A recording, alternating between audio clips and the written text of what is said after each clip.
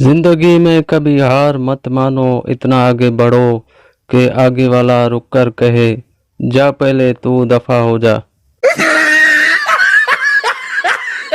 अगर दो आदमी लड़ रहे हों तो आपका फर्ज है कि नीचे बैठ जाएं ताकि पीछे वालों को भी नजर आए।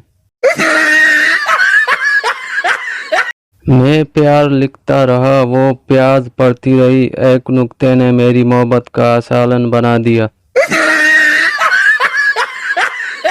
हजार फिल्में देख लूं मगर जो मज़ा मेले की लड़ाई देखने का है वो कहीं नहीं। अर्ज किया है जो आंखों से रहता है दूर, वो सवाल पेपर में आता है ज़रूर।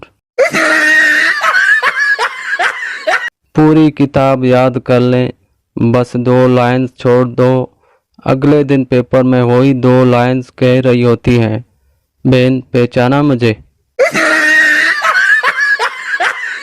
बादाम रखे थे याददाश्त बढ़ाने के लिए, अब याद नहीं आ रहा कहाँ रखे थे।